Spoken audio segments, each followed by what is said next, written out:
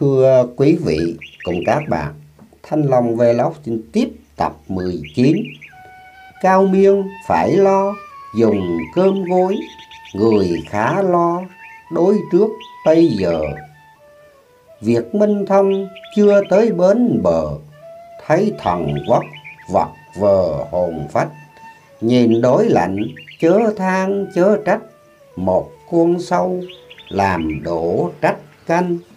Xin quý vị và các bạn một đăng ký và rung chuông để xem quyển Tận Thế và Hội Long Hoa, cuộc tổng hợp tư tưởng các đạo giáo, Cơ Đốc giáo, Phật giáo, Cao Đài giáo, Phật Thầy Tây An, Phật giáo Hòa Hảo, các bậc dị nhân và các nhà bác học. Quyển Sao Lưu diễn đọc Thanh Long Vlog, chương 20, những điều tiên tri. Muốn hiểu chừng nào đến giai đoạn chuyển biến, cần phải coi xem những điều tiên tri của ông Ba Thới phần nào thực hiện chưa. Đứng về phương diện nhân cách, đã thấy điều thực hiện rồi, như cuộc đảo chánh của Nhật qua là một. Ông Ba cho biết Tây chưa mãn tới việc ưu phân, ngồi buồn thấy nhổ, muôn dân não nề.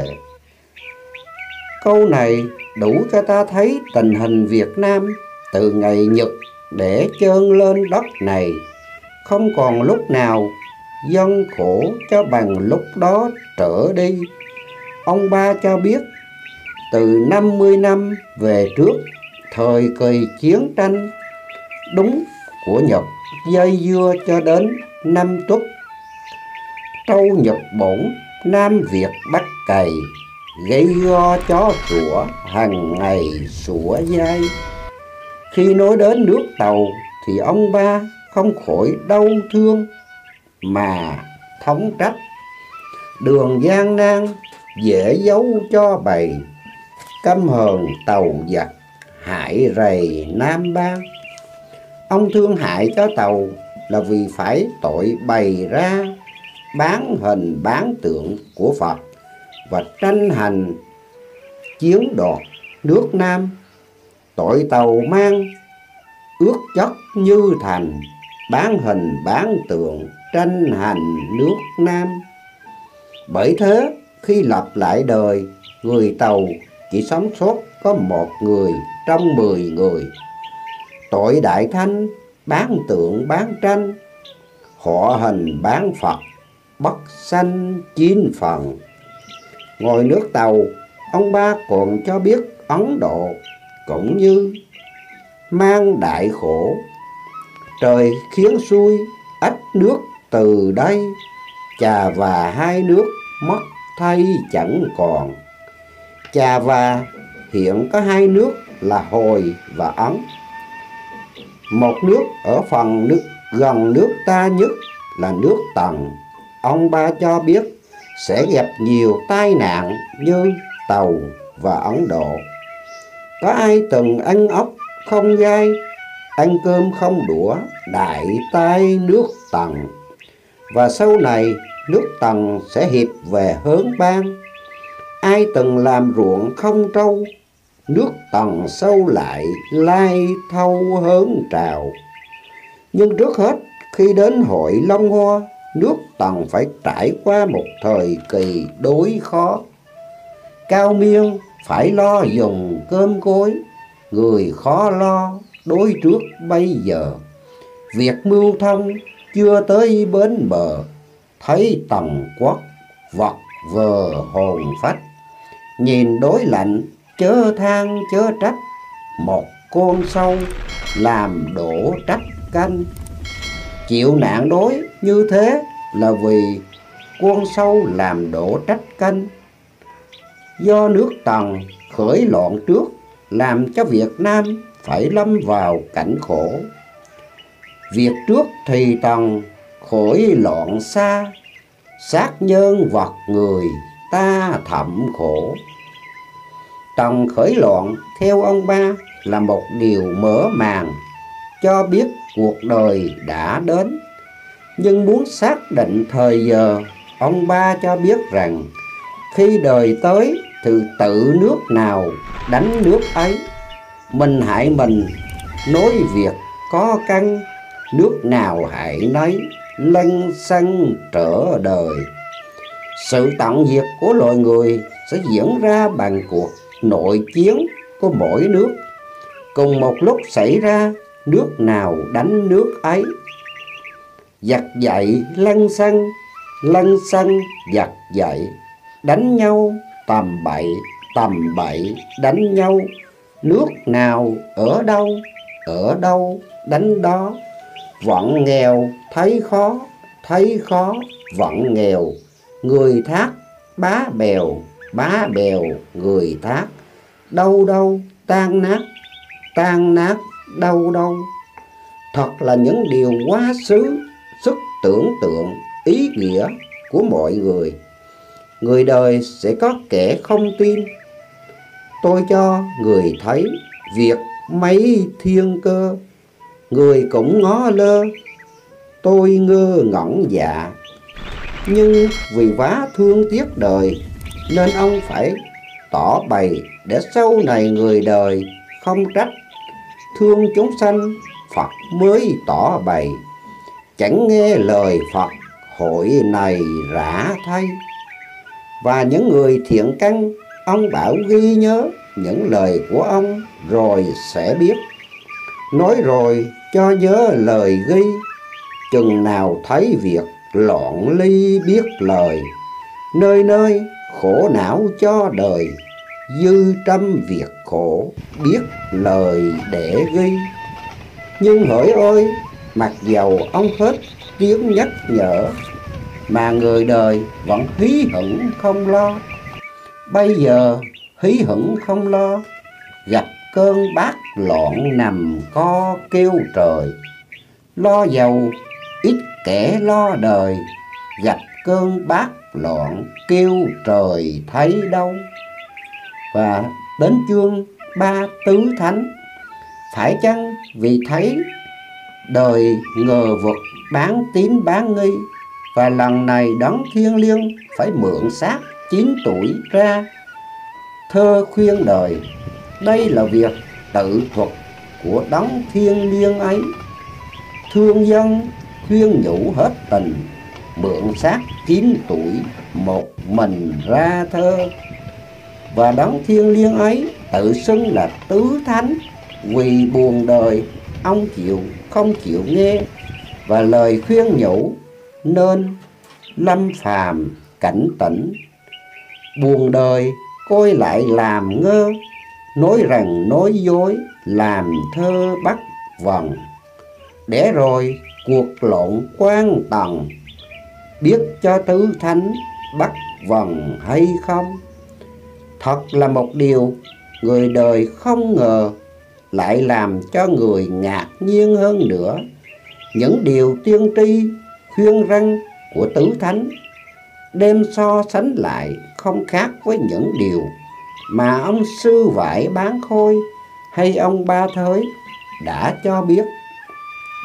Nói về đời Hạ Ngương và hội Long Hoa, trước hết tứ thánh cũng như ông Sư Vải Bán Khôi và ông Ba Thới nói rằng thời kỳ này là thời kỳ Hạ Ngương, sắp có cuộc biến thiên thay đổi cả sông núi.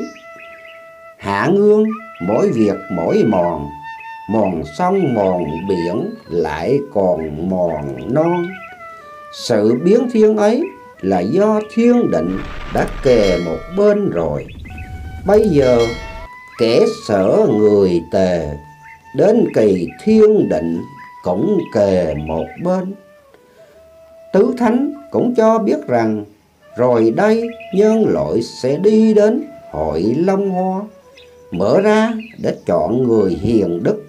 Nhưng trước ngày họp hội, nhân loại phải trải qua bao nhiêu cuộc biến thiên thảm khổ, nào là cảnh đối khó. Lo đời sắp đối một bên, quần sao không bận lại quên ở truồng. Nào là nạn quỷ vương, khuấy nhiễu. Quỷ vương nào kể miễu đình, thánh thần náo động ình ình vang tai. Nào là sấm nổ làm cha con rã rời, cơ gian mặt biển đầu non. Điểm thinh chớp nhón cha con rã rời. Nào là nạn chiến tranh tàn khốc mà tứ thánh không tả ra nước nào, đánh với nước nào. Lại ngụ ngôn trong một cuộc đánh cờ, người nào khéo tri cơ sẽ biết đâu là đâu. Ngó dân ta lắm nỗi buồn, trở về non đảnh lập tuồng cờ tiên. Cả kêu các vị đạo tiên, ai mà muốn đánh để tiền năm quan. Có thua xin chớ thở than, sắc cờ ngồi lại năm quan để liền. Nước đỏ nước trắng chớ phiền lộn con, đi đầu chốt trắng quá ngon. Bên kia pháo đỏ lòng cô son cặp kề, chốt trắng ra bị xe nghề. Xe đỏ nghề nghiệp trở về chống ngăn, pháo đỏ tượng trắng đã ăn. Xe nghề đương chống đốn ngăn nước cờ, pháo đầu sức tướng bơ phờ. Xe đâm ngựa chết hững hờ tướng thua, thiếu tướng bắt sĩ làm vua. Cờ ai đánh vậy mà thua uổng tiền. Sở dĩ tứ thánh không chịu nói thẳng ra, vì thiên cơ bất khả lậu. Bá gia hãy ráng chịu phiền, thiên cơ bất lậu khó quyền tôi phân. Mặc dầu nói thiên cơ bất lậu, nhưng rốt rồi tứ thánh cũng lậu như thường. Mây trắng chớp nháng như gương, tiếng vang nổ dậy thái dương ánh trời. Thiên binh thiên tướng đổi dời, núi xương sông máu góc trời khá ghê.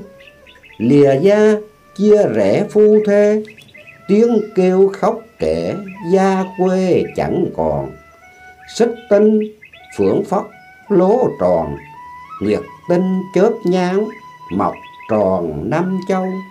Lao sao dân chúng khó âu, sao dân tứ hướng sức thâu ngân hàng. Phiên bang đảng cộng đôi đàn, chiến tranh giành giật xóm làng Thác Ôn. Hắc Long giá võ một phương, lửa tuôn sấm chớp kêu vang góc trời.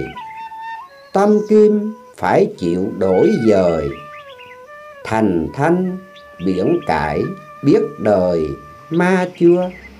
Ba màu phải chịu thớt thưa, cậy cùng nồi giống sớm trưa dứt rầy.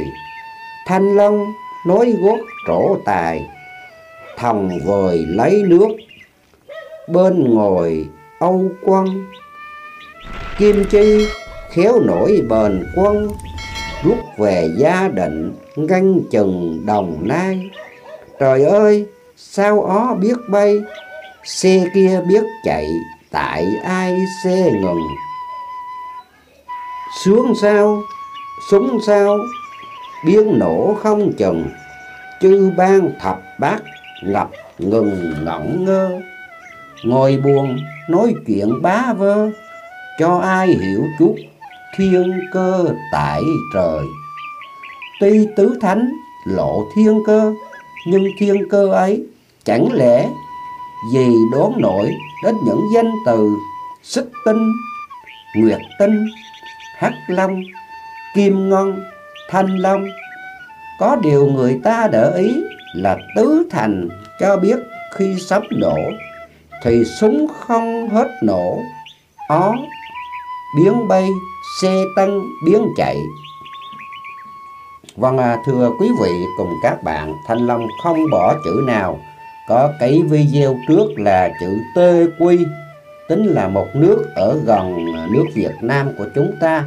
tên một nước gần nước Việt Nam, nhưng mà không tiện đọc cái từ TQ đó là viết tắt, nên Thanh Long xin kết thúc video ở đây. Quyển Tận Thế và Hội Long Hoa, cuộc tổng hợp tư tưởng các đạo giáo, Cơ Đốc giáo, Phật giáo, Cao Đài giáo, Phật Thầy Tây An, Phật giáo Hòa Hảo, các bậc dị nhân và các nhà bác học. Xin quý vị và các bạn một đăng ký và rung chuông để xem tập 20 nói về nước Việt Nam sau này. Như đã thấy, tứ thánh viện lý là thiên cơ bắt lậu, cho nên dùng cách đánh cờ để nối bóng. Về thời kỳ Hạ Ngương hay nối úp bở bằng cách dùng danh từ mà người đời chẳng dễ gì đoán cho ra. Vâng, kết thúc video, Thanh Long Vlog xin chúc tất cả quý vị, các bạn sức khỏe, hạnh phúc, thành công và may mắn. Thanh Long xin thân chào và xin cảm ơn các bạn.